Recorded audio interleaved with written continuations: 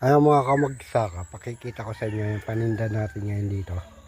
Ayan o, langka, upo, takway, gabi, luya. Ayan mga kamagsaka. At saka, ayan pechay. Ayan, mustasa mga kamagsaka. Yan yung paninda natin ngayon dito sa